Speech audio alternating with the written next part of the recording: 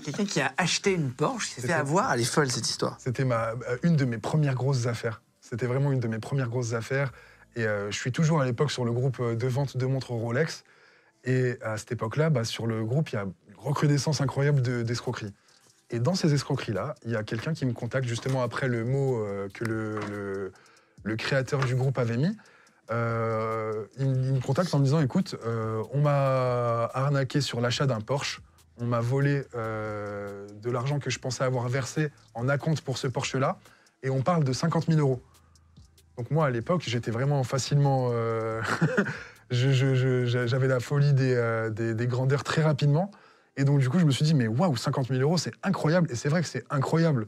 Mais bon, à l'heure actuelle, voilà, il y a des préjudices de 5-6 millions d'euros. Il ne faut jamais négliger un préjudice, clairement. Mais là, malheureusement, cette personne-là, elle s'est fait avoir de 50 000 €. Ce qui est énorme. Ce qui est énorme. Surtout, c'est quelqu'un qui a mis l'annonce d'un Porsche à 121 000 € sur Le Bon Coin. Cette personne-là, qui était mon client, l'a contacté pour l'acheter. La personne lui a dit, il faut que tu payes un acompte. Donc, il lui a envoyé un bon de commande, etc. Vraiment tout parfait. Et donc, du coup, le client devait verser un acompte de 50 000 € pour pouvoir réserver la voiture et qu'on lui livre. Malheureusement, voilà, cas d'école, il ne faut jamais payer une voiture en avance et attendre qu'il y ait une livraison. Ça n'existe pas, à part si vous l'achetez en concessionnaire, ça n'existe pas.